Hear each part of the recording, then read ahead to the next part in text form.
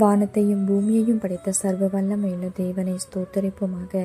இந்த ஆகஸ்ட் 18 முழுவதும் கிருபையாய் நம்மை பாதுகாத்து வந்த தேவனுக்கு நன்றி செலுத்துவோமா? கிருபையும் மகிமையும் நிறைந்த எங்கள் பரிசுத்தமுள்ள நல்ல தகப்பனே, ஸ்தோத்தரிக்கிறோம், துதிக்கிறோம் ராஜா. இந்த இரவு நேரத்திலும் உம்மை நோக்கி பார்க்கக்கூடிய கிருபையை கொடுத்ததற்காக நன்றி தகப்பனே.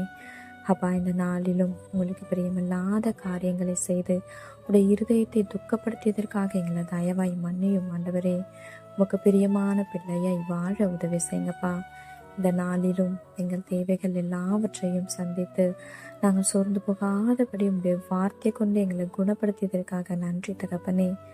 ஆண்டவரே, இந்த நாளிலும் மற்றவர்களை குற்றப்படுத்தும்படியா பேசினதற்காக எங்களை தயவா மன்னிச்சிருங்க ஏசப்பா.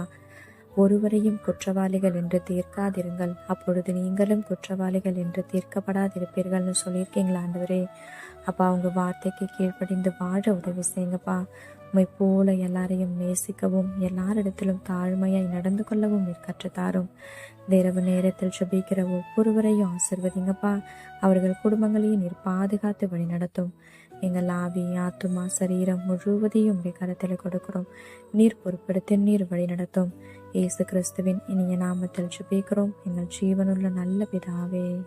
ஆமென்.